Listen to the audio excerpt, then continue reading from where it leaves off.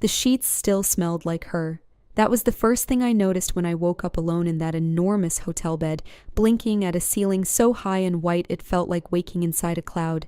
The sheets smelled like her, that dark, complicated perfume she'd been wearing, something with cedar and white flowers, and something else I couldn't name, something I was already grieving at 6 in the morning before I fully understood she was gone. I lay there for a long moment, not moving. The storm that had stranded half the city the night before had finally broken, and thin gray light was seeping through the gap in the heavy curtains. Rain still tapped softly against the floor-to-ceiling windows. The room was extraordinary. The kind of hotel suite I would never have booked on my own budget, the kind I'd only ever seen in magazines propped on waiting room tables. But I hadn't booked it. She had. The mysterious, quiet-voiced, achingly elegant woman I'd met downstairs in the bar when the city had gone dark around us and neither of us had anywhere safe to be. I reached across the bed. Cold. She'd been gone long enough that the warmth had left her side entirely. There was a note on the pillow. Just a note. No name, no number, no apology. Last night was the most honest thing I've permitted myself in years. I'm sorry I cannot stay. Take the coat. It will suit you better than it ever suited me. I read it 3 times. Then I sat up and looked around and found the coat draped over the armchair near the window. Floor length. Black. Cashmere so fine it barely existed beneath my fingertips. I pressed my face into it and inhaled, and there she was again. Cedar, white flowers, and that unnamed thing, and I felt something crack open in my chest in a way I couldn't explain and didn't particularly want to examine. Before I continue, if you enjoyed this story, I share lots of steamy, uncensored stories on my Patreon page, which is linked in the description. Details are in the description and comments. Be careful, it's very, very hot inside. I didn't know her name. I'd asked early in the night, somewhere between the second glass of wine and the moment the lights had come back on, and we'd both pretended not to notice. She'd tilted her head slightly and said, "Does it matter tonight?" And I'd said honestly, not really, because in that moment it genuinely hadn't. We'd talked for hours about ambition and exhaustion, about the particular loneliness of being capable in a world that keeps misreading your capability. She'd listened to me with a quality of attention I hadn't experienced before, the kind that made me feel both entirely seen and somehow braver than I actually was. She was older than me by at least a decade, composed in a way that looked effortless but wasn't, beautiful in the way that serious women who have survived something are beautiful. There were fine lines at the corners of her eyes that deepened when she almost smiled. She almost smiled quite often with me. When we'd finally moved from the bar to somewhere quieter, it was a mutual decision made without words, in the way that some decisions between two people happen below the level of language. And what followed, I won't pretend it was just physical, because it was never just that.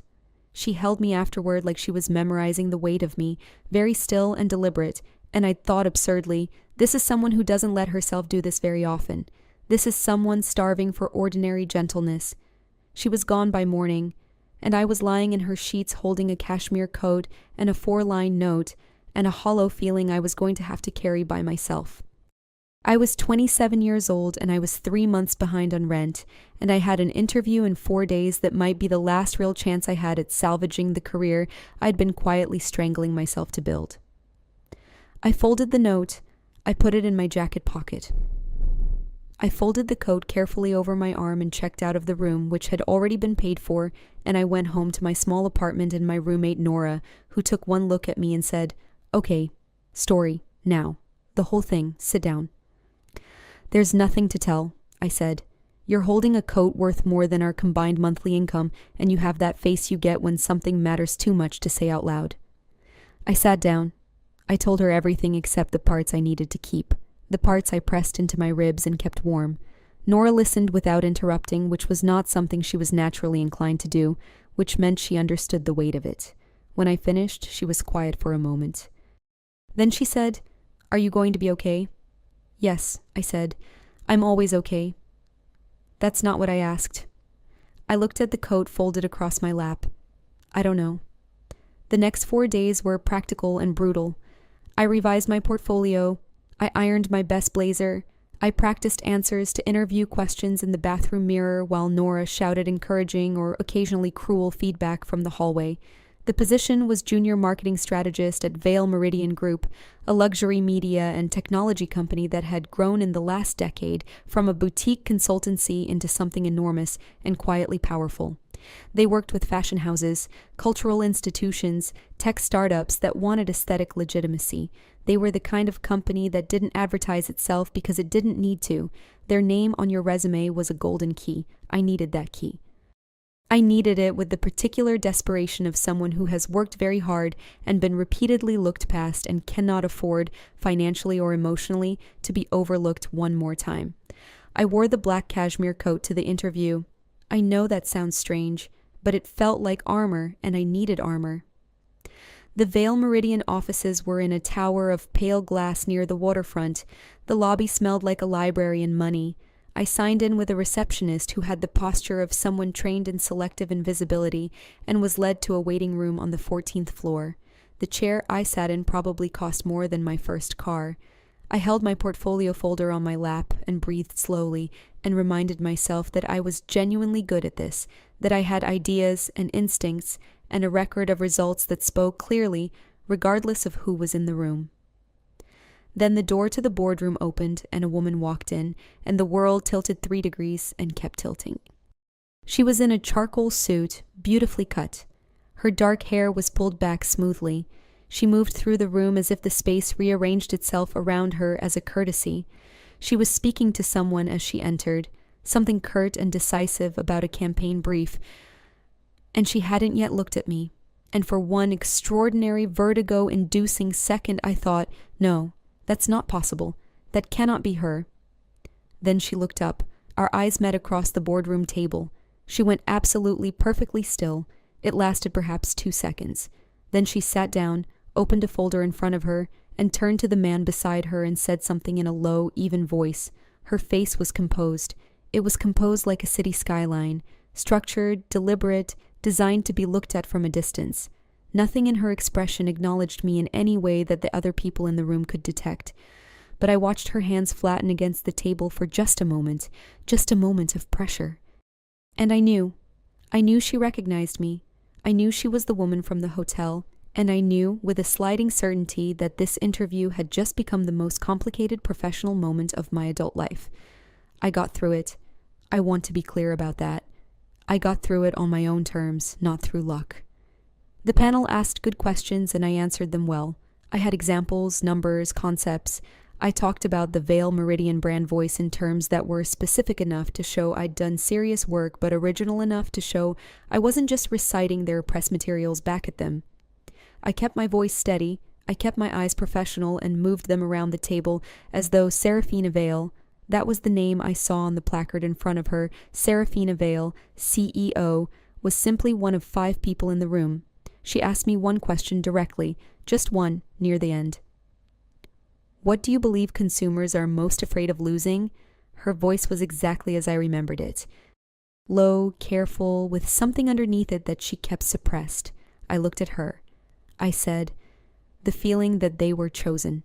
Not marketed to, but chosen. The best brands understand the difference.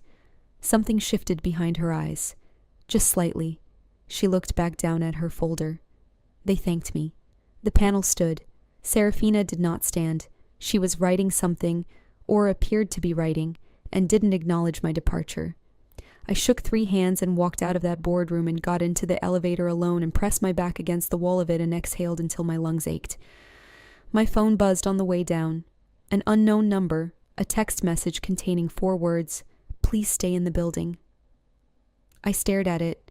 The elevator reached the lobby. I stood in the middle of the marble floor with my portfolio folder and my borrowed coat and my thundering pulse, and decided, because I was tired of running from things, to stay. A woman appeared beside me within minutes. Tall, sleek, with the aura of someone who had decided that warmth was a liability. Later I would learn her name. Helena Cross, Chief Legal Officer of Vale Meridian Group. At the time, she simply introduced herself, handed me a card, and asked me to follow her. She took me to a small, glass-walled conference room on the 3rd floor. Cool, bright, spare. There was a folder on the table already. She sat across from me and folded her hands and looked at me with the kind of professional neutrality that felt more hostile than outright aggression. "I want to be direct," she said. "Ms. Vale has told me you are a strong candidate for the strategist position.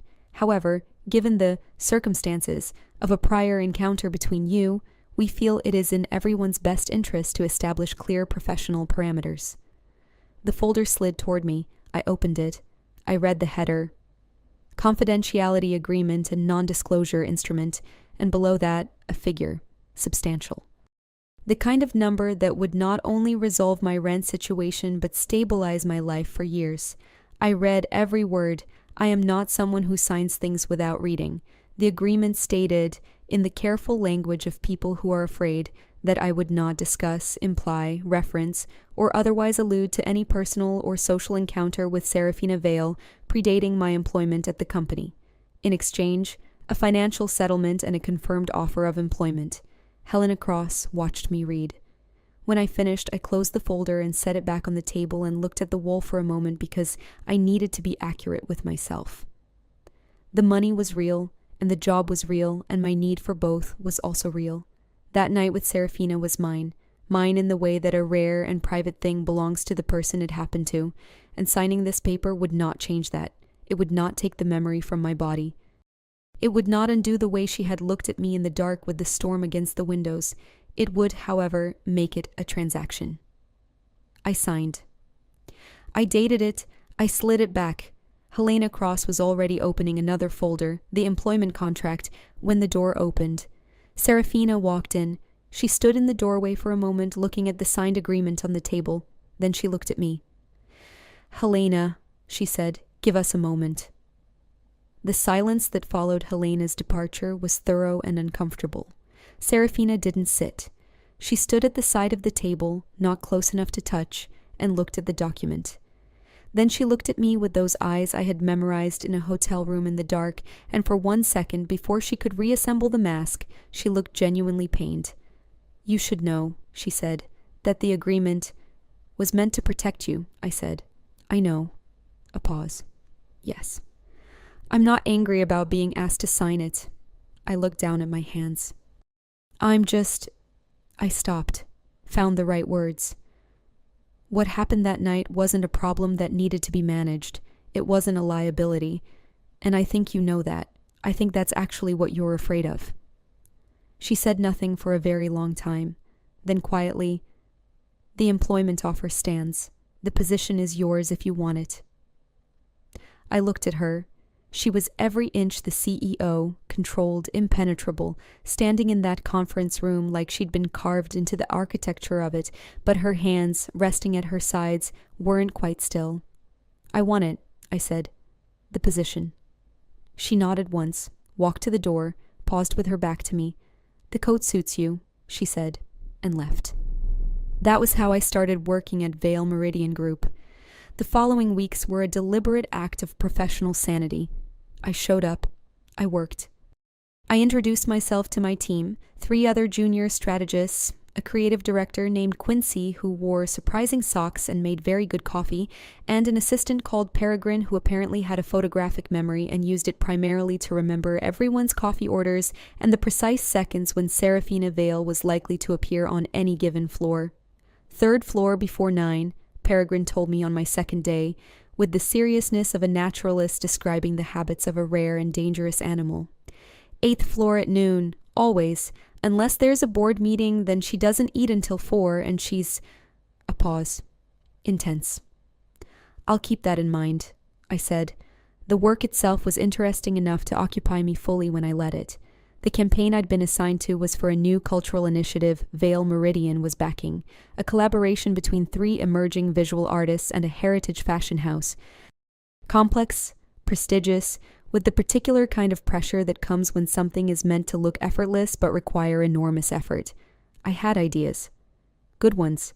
My team noticed, and I noticed them noticing, which was the particular warm, fuel-like satisfaction of being taken seriously after a long time of being dismissed. I saw Seraphina regularly. That was, of course, inevitable. But our interactions were surgical in their professionalism. She gave direction. I received it.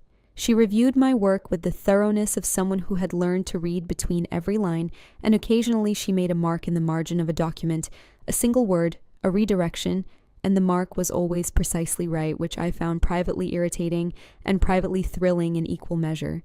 We never spoke about the note, we never spoke about the hotel bar. We maintained the terms of an unspoken agreement alongside the written one, and I told myself that was fine. That was sustainable. That was what I had signed up for. Then I went home at night to my apartment, where Nora would leave me portions of whatever she'd cooked in a container labeled with small, encouraging post-it notes, and I would sit at my small desk in my small chair and look at my city through a window that didn't begin to compare to the floor-to-ceiling glass of that hotel suite, and I thought about the way Serafina had said the coat suits you with her back to me, and I thought about how much harder it was to want something that had decided, on your behalf, that you were better off without it.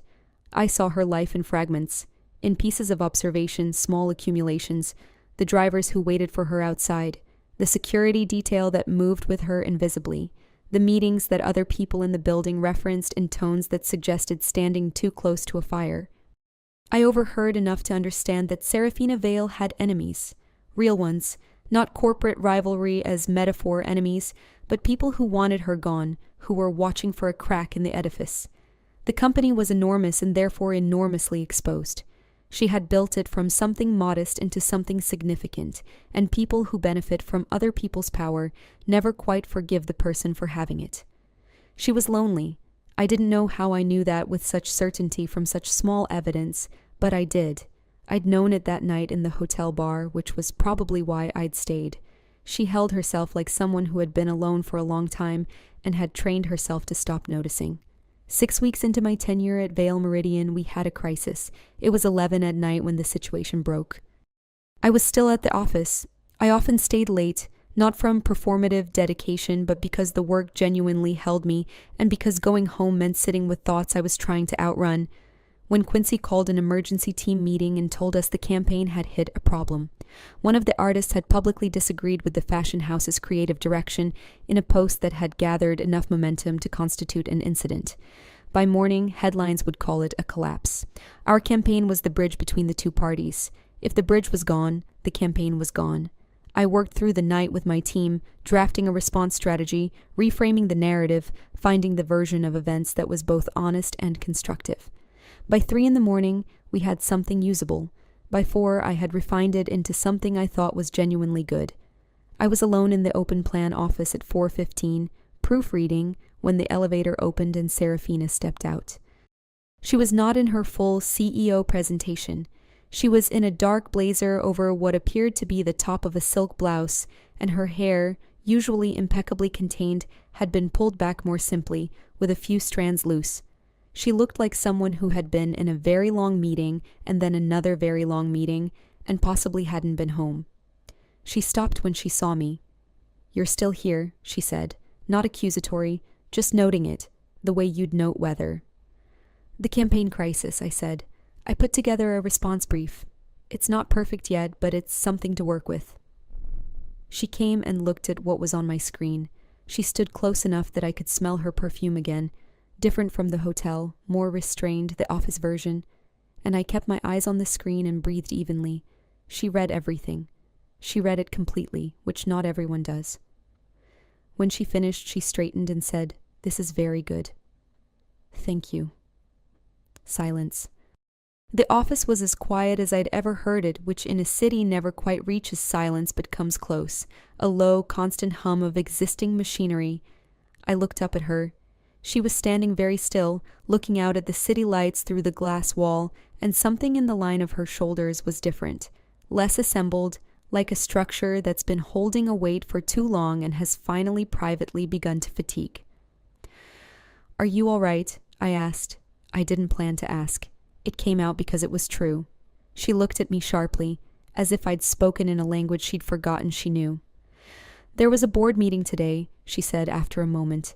"Someone I trusted, have trusted for years, voted against a decision I'd brought to protect the company's creative autonomy in exchange for an investor relationship that I believe will compromise our identity within 3 years." She paused. The words came out measured, but the pain beneath them was real. "I built this company on a particular idea about what we were for. And I sometimes wonder whether the company has grown past that idea and left me standing in the place where it used to be. I was quiet for a moment. Then I said, "The crisis brief I wrote, the whole argument at the center of it is that Vale Meridian's value is its perspective, that it's not just a service company, it's a point of view. That's your idea, isn't it? That's what you built." She looked at me. "That idea still lives in the work," I said. "I can see it every time I look at what this company does well. It might be worth fighting for." Another pause, longer this time. "You're very direct," she said. "You mentioned that you preferred it," I said. "In the hotel bar. You said you were exhausted by people who spoke around things instead of at them." The moment hung between us like something fragile and heavy simultaneously. Then she said very quietly, "I remember what I said in the hotel bar." "I know you do." We looked at each other across the quiet office. The city breathed below us, and I thought, there it is. The thing between us that the contract was supposed to make clean and that money never actually reaches. The thing that is still there regardless. She turned away first. "Go home and sleep," she said. "The brief is good. We'll present it tomorrow. Serafina." She stopped. I almost never used her first name at work. She turned back slightly, not fully. "You're allowed to be human," I said. "Even here." She was still for a long moment. Then she walked to the elevator and was gone.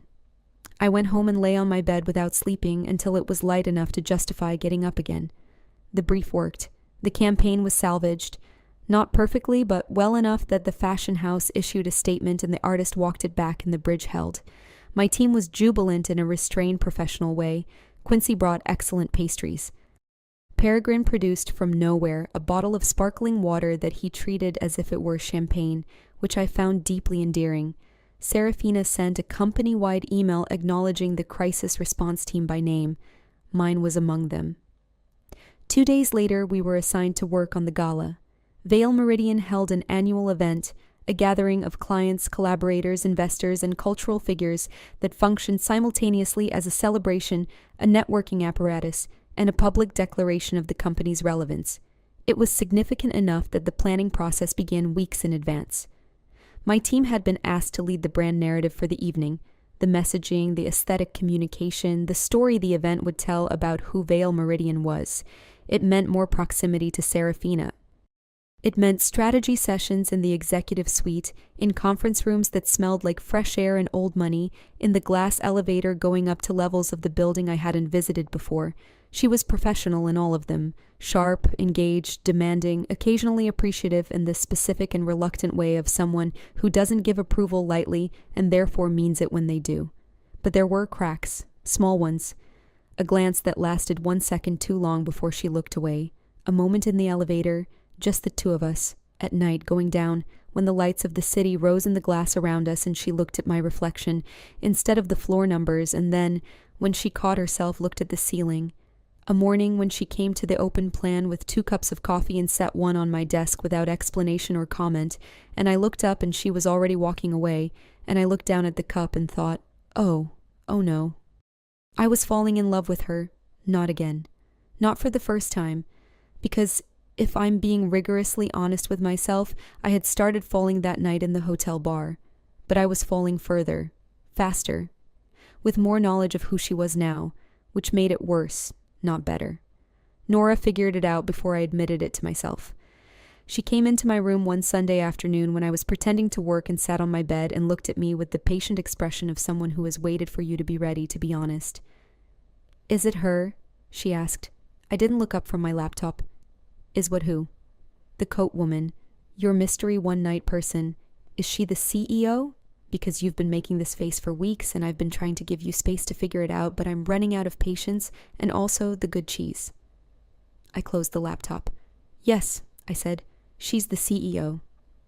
"Oh," said Nora. "Yes." "And you're—" "Yes." "Celeste. I know. This is I know that too." She looked at me for a long moment. Then she said, with the particular gentleness she reserved for things that mattered, "What does she want?" "I genuinely don't know. I think she might not know either, which is the most terrifying thing." Nora nodded slowly. Are you happy at the company? I love the work. Genuinely. It's the best professional experience I've had. My team is good and the projects are interesting, and I feel like... I pressed a hand to my sternum, trying to locate the feeling precisely. Like I'm actually doing what I'm supposed to be doing. Like I fit. Then don't blow that up, Nora said firmly. I know. But also, she pointed at me, don't shrink yourself into something small so that someone else stays comfortable. I've watched you do that your whole life, and I'm tired of watching it. I thought about that for a long time after she left. The gala week arrived. The venue was a rooftop space 3 blocks from the office, open to the sky when the weather was clear, enclosed when needed, with a garden terrace that in mid-autumn still held the last stubborn green things. I'd been involved in every aspect of the narrative construction, and seeing it take physical shape around me felt like watching something private made public in the best way. The space said things I had helped it say. Serafina arrived at the event exactly when she was supposed to, which was always because she was always exactly on time, and she walked through the space with the same fluid certainty she walked everywhere, greeting people with the controlled warmth that public-facing Serafina could produce on demand. Then Livia Hart arrived. I didn't know Livia initially. I'd heard the name in office corridors with a tone that suggested complexity. She was an executive from the company's largest investment partner, older than me, impeccably presented, with a manner that suggested she had decided which room she deserved to be in and had never reconsidered. She moved directly to Serafina's side with the ease of long habit and placed her hand on Serafina's arm in a way that was public and familiar and deliberate. I watched from across the room with a glass of champagne I had stopped tasting. They spoke for a long time. Serafina's face was pleasant and professional.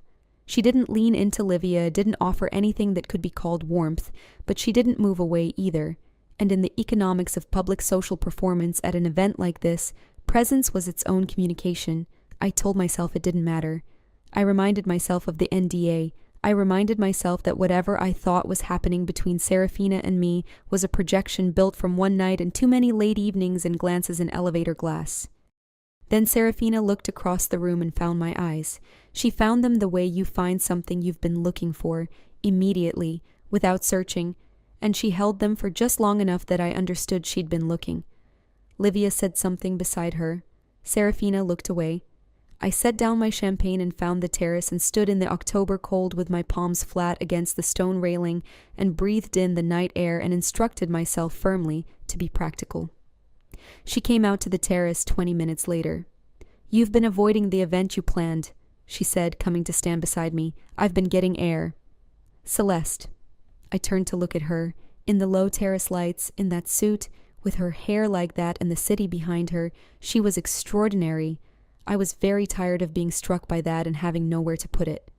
I saw you with Livia Hart, I said. I'm not going to make a scene or do anything awkward. I just needed a moment. Something crossed her face. Livia and I are professionally connected. We are not... A pause. Precise and deliberate. Anything else. We have never been. You don't have to explain yourself to me. I'm aware that I don't. I'm doing it anyway. Her voice had dropped, and it was the voice I remembered, the voice from the hotel bar, unguarded with the full weight of someone who has decided to tell the truth. She is someone who wants something from me that I am not prepared to give. Most people in my life want something from me. You are... Another pause, longer. Categorically different in that regard. Am I? I turned to face her fully. Because from where I'm standing, it looks like I'm the one thing you're most committed to keeping at a contractual distance. She looked at me. Her jaw was set in that particular way it had when she was suppressing something significant. That contract, she said, was not about what I wanted. It was about what I was afraid of. The night air moved between us. Somewhere below, the city made its noise. What were you afraid of? I asked. That night meant something, she said, very quietly, like someone reading something they have been holding for a long time. And I have learned, over many years and at significant cost, that things that mean something to me are the things that can be most effectively used against me. By the time I knew who you were, by the time I knew you were coming to work here, I had already failed to forget you. That is not something that happens to me. So you paid someone to take care of it. I was terrified. She said it without evasion. Not of you. Never of you. Of what it would mean, of what it would require of me. I looked at her for a long time. Then I said, the money didn't hurt me. Serafina, I want you to understand that. What hurt me was thinking that you had looked at that night, at something that felt more real to me than most real things, and decided the most accurate word for it was liability. She closed her eyes briefly. It was the opposite, she said. It was precisely because it wasn't a liability that I was afraid. We stood in the autumn night with that truth between us. Then I said, don't disappear again. Whatever else, just don't do that. She opened her eyes, looked at me with all the composure stripped back, just her, the actual person, the one I'd met in the bar when the storm knocked the lights out. I'm not going anywhere, she said.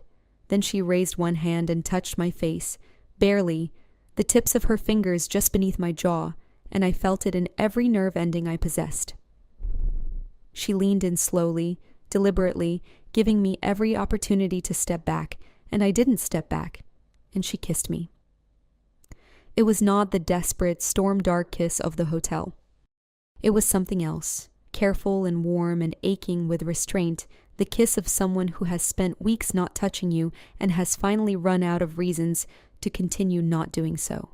I put my hand against her chest, over her sternum, and felt her heart going faster than her exterior in any way suggested. When she pulled back, we were both very still. This is complicated, she said. I know. The company, the optics. Helena is going to... I know, I said again. I know all of it. I'm still here. She looked at me for a long moment. Then the terrace door opened and someone appeared needing Serafina's attention, and she stepped back and straightened and was the CEO again with seamless, practiced ease. But she glanced at me once more before she turned, and it was a glance that said, this isn't finished. It was a glance that said, I will come back. She did come back, but not before things got worse. I don't know who saw us on the terrace. I don't know if anyone did. But gossip in a company like Vale Meridian moved through particular channels, not bulletin boards or water cooler conversations, but the careful, pointed murmur of people who understood the value of information. Within a week, there were looks, small ones, the kind that stop when you enter a room and resume when you leave it. Peregrine warned me in his oblique way that some people were talking about some things, and I should be careful. Then Helena Cross appeared at my desk. She sat across from me with a folder I recognized, the kind that contained paperwork, and she said calmly that she wanted to discuss the terms of my professional positioning going forward. She said that certain optics were creating difficulties for the company's external reputation management. She said it would be in my best interest, professionally and personally, to consider whether my current role created unnecessary complications. I listened to all of this without interrupting. Then I said, "Are you asking me to resign?" "I'm asking you to consider what's best for everyone. I'm the only person in this conversation who's managing both their career and someone else's anxiety about it," I said, "and I think you know I'm not the source of the problem." Helena's eyes sharpened. "You're a junior employee who spent one night with the company's CEO and now believes—" "I believe," I said, keeping my voice very even, "that I'm an excellent strategist who has done excellent work since the day I arrived, and that the campaign crisis response I single-handedly rebuilt at 4 a.m. probably kept this company from a very bad headline. I signed the NDA. I have been entirely professional. If there are rumors, they didn't start with me." She left without the outcome she'd come for, but the encounter shook me in the way that injustice always does, not because I was surprised by it, but because I was exhausted by it. I had spent my entire career being told, in one form or another, that I was a complication rather than a contribution, that my presence created problems rather than solving them, and I'd fought it every time quietly, determinedly with my work, but fighting it is different from not being wounded by it. Serafina found out what Helena had done. I didn't tell her. I'm certain Peregrine did, because Peregrine was, in his quiet way, something of a moral weather vane for the executive floor. 2 days later, Helena appeared to have been reassigned from any matters relating to marketing department personnel. I would have felt more straightforwardly gratified about that if things hadn't started falling apart immediately afterward. The investor rumors began circulating. Someone had leaked something, not the NDA, not the specifics, but enough. A gossip column the company's PR team monitored published a vague but pointed paragraph about a power differential relationship at a major media firm. It didn't name names, but it didn't need to, not for the people who worked inside the building or moved in those professional circles. Serafina came to find me in the open plan office one morning. She sat in the chair across from my desk and spoke quietly, looking at her hands. "I need to ask you something difficult," she said. "Ask. Would you be willing to be transferred to the external creative advisory team? Independent contractor status, same compensation, better project autonomy, no direct line to my office." She looked up. "I'm not asking you to leave. I'm asking you to move somewhere they can't use you as a weapon." I looked at her for a long time. "This is you protecting me," I said. "Yes. And also removing yourself from the situation before it costs you something." A pause. Both things can be true simultaneously. "Serafina," I leaned forward slightly. "I'm not going to be shuffled away again. I've spent my entire life being moved out of sight when I became inconvenient, and I'm done with it." She closed her eyes briefly. I know that, and I'm not. But I'll think about the advisory role," I said, "on its own merits, not as a solution to your PR situation. If it's a better professional position with real autonomy and interesting work, I'll consider it honestly. But I need it to be offered to me as a person with a career, not as a problem being managed." She was quiet for a moment. "That is what I meant it to be," she said. "I did it badly." "Yes. I do a lot of things badly when I'm afraid. I've noticed." The ghost of something crossed her face, the almost smile. Then Livia Hart walked into the office. She came in with the bearing of someone who had been told she could, which meant she had obtained permission from someone at the executive level, which meant she was there deliberately and with purpose. She spoke to 2 people at the far end of the room and then turned and saw us, and something in her expression went smooth and calculated. "Serafina," she said pleasantly, coming over, "I didn't know you were down here today." "Livia." Serafina's voice was even. "This isn't a good moment." "Of course."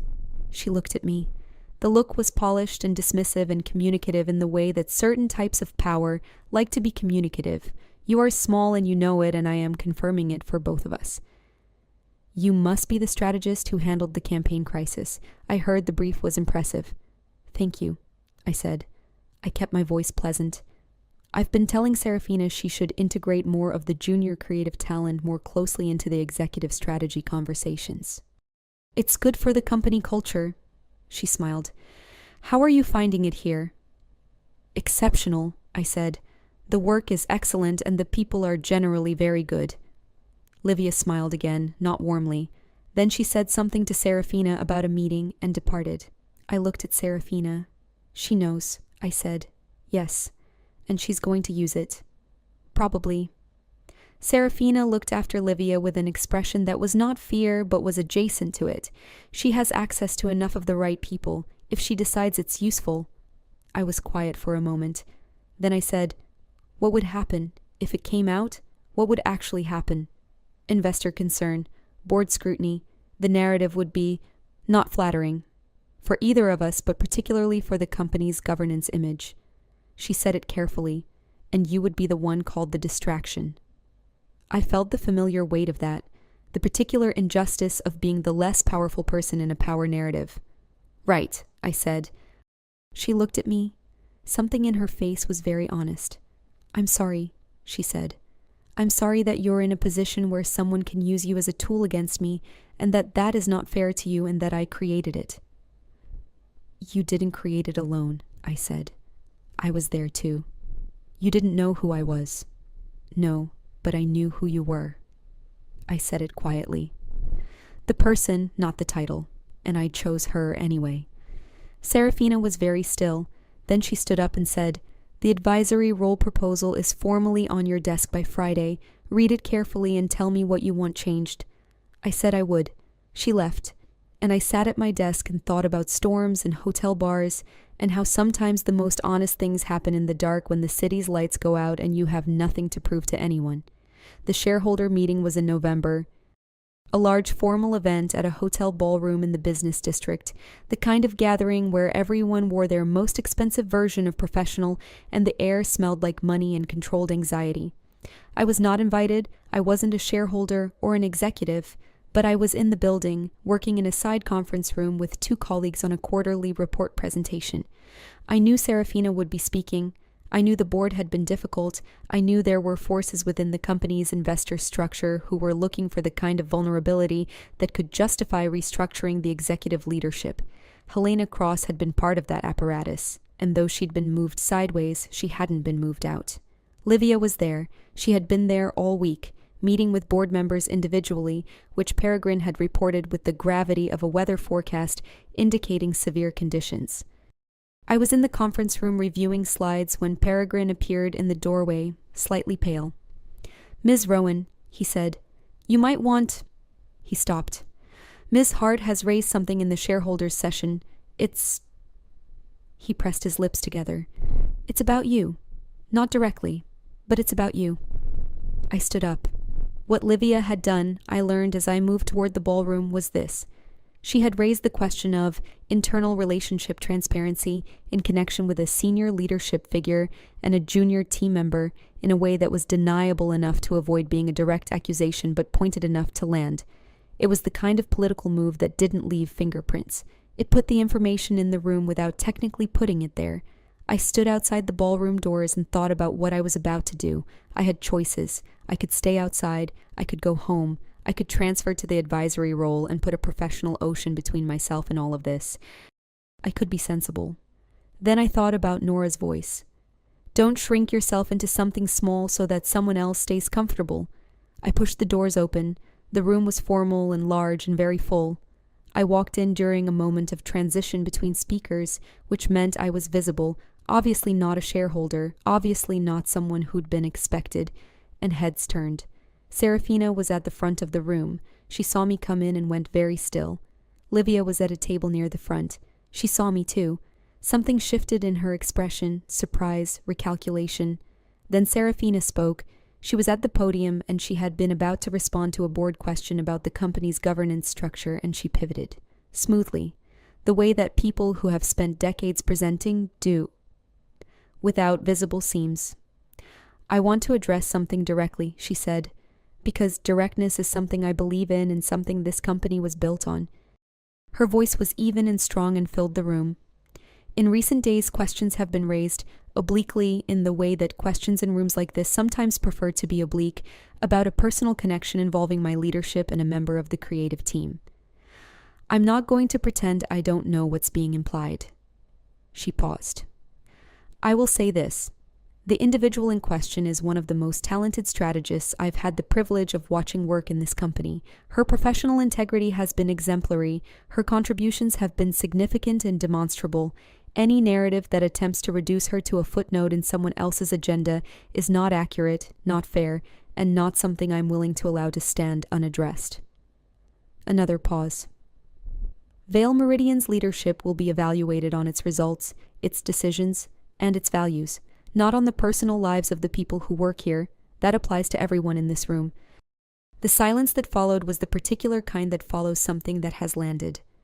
Then Livia's voice measured from her table. Serafina, I think we should move forward, Serafina said. Unless you'd like to officially enter a motion that I have a specific conflict of interest, which you are procedurally entitled to do, in which case I'll invite the board council to discuss the full legal parameters, and we can spend the next 3 hours doing that instead of reviewing the fourth quarter projection, which I think is a more productive use of everyone's time. Livia said nothing. The meeting continued. I stood near the back of the room until it ended. When people began to move and disperse, I didn't go to Serafina. I stood where I was, in the back, with my hands at my sides, and when her eyes found mine across the room, I simply looked at her with everything I had. She held my gaze for a long moment. Then the board members surrounded her and she was absorbed into the professional machinery again, and I went back to the conference room, and I sat down at my desk and I pressed both palms flat on the table and breathed until my heartbeat steadied. Peregrine appeared with tea I hadn't asked for and said, very quietly, "That was quite something, Miss Rowan." "Yes," I said, "it was." I transferred to the external advisory role in January. It was not a retreat. I want to be clear about that, and clearer still that Seraphina and I were clear about it too. We talked. We talked in the way that two adults who have survived a great deal of mutual complication can eventually talk, directly, sometimes painfully, with the lights on and the defensive layers temporarily aside. The advisory role was genuinely excellent, independent, project-based, well-compensated. It let me build something that was mine, a portfolio, a reputation that was legible to the industry as belonging to me and not as a subset of someone else's story. By March, I had taken on 2 additional clients through word of mouth. By April, Nora had moved in with her girlfriend, and I had rented a slightly less small apartment and bought my own excellent coat, though I still kept the black cashmere one folded in my closet. Seraphina and I navigated those months carefully. There were dinners, real ones, not hotel bar collisions or conference room encounters, but deliberate, chosen meals in quiet restaurants where neither of us was performing. She told me things she apparently did not routinely tell people. I learned the specifics of her loneliness. Not the abstract CEO version, but the actual lived texture of it. She had few people she trusted deeply, and trust was not something she extended easily, or quickly, or without cost. What she offered me was incremental and genuine, and I valued it more for that. She was learning, I think, that I was not going to use her honesty as leverage, that the things she told me in the quiet would stay there, that being seen by someone did not have to mean being exposed. And I was learning, I think, that someone can be powerful and protective and intimidating to the world and still trembling slightly in the dark, still needing to be told that they are allowed to want things. In April, she asked me to come back to the hotel. Not to stay, not with any of the original fraught circumstances. She asked me to meet her at the bar, the same one where the storm had found us, where I had sat with a glass of wine and she had walked in from the rain and we had recognized each other in the way you sometimes recognize strangers beneath the level of facts, as if they've been missing from somewhere in your life and have just come back. I wore the black coat. I don't know if that was deliberate. It was. I got there first this time, which felt significant. I sat at the same high bar with a glass of the same wine, and I watched the door, and when she came in, also coat, darker, a deep navy, face open in the way I'd learned to read as deliberately open as her choosing to be seen. She stopped when she saw me and something crossed her face that was warm and tender and almost undone, and I thought, there, that's the face. That's the one she keeps for private. She came and sat beside me. "Hello," she said. "Hello," I said. We looked at each other. "No storm tonight," she said. The sky outside the windows was clear, just city lights and the first generous warmth of spring. "No storm," I agreed. A pause. Comfortable this time. Settled. "I've been thinking," she said, wrapping both hands around a glass the bartender had produced before she'd ordered, because it was the kind of bar that knew its regulars, about what I said to you that night. The first one. Which part? That the night was the most honest thing I'd permitted myself in years. She turned the glass slightly. I wanted to revise that. I waited. What I should have said, she continued, was that it was the first time in years that I'd been in a room with someone and felt that I didn't need to manage what was happening, that it could just be happening. She looked at me. I haven't felt that in a very long time, Celeste. It terrified me, and I handled my terror badly. You did, I said. You really did. I know. The NDA. I know. The money. I know. And then, I said, you made a speech in a shareholders' meeting that was essentially, don't, she said, and the almost smile was there, pronounced now, nearly actual. Don't make it a speech. It was a speech, I said, a very good one. She looked at me with those eyes, older than mine, steadier, marked with everything they'd seen and survived, and said very quietly, I meant it, all of it. You are not something I am ashamed of. You are not a mistake or a liability or a problem I'm solving.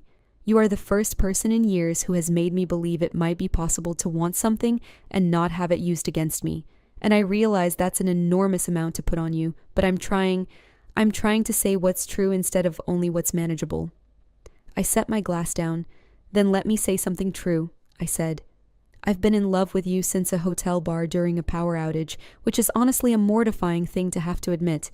I signed your NDA and went home and cried into your coat, which is even more mortifying. I showed up to work every day knowing you were 2 floors above me, and I performed complete professional normalcy while being completely undone, and I want you to understand what that cost me, because it was not nothing. She was very still. But I'm here, I said. I'm here by choice and not by contract, and I'm not going anywhere. And I need you to stop finding elegant ways to leave, because I am tired of being the one who stays, and you're the one who goes. I'm not going anywhere, she said. Her voice was very low. I told you that on the terrace. I know, I'm reminding you. She reached across the bar and took my hand. Just that, her fingers over mine, deliberate and warm. She held my hand like it was something she had decided to hold, not something she had fallen into, and that distinction mattered to me more than I could have articulated at the time. Stay, she said. I intend to, I said. She raised my hand and pressed her lips to my knuckles, formal and old-fashioned and entirely privately hers, a gesture she'd never have made anywhere else. And I felt the evening expand around us like something finally given space to breathe.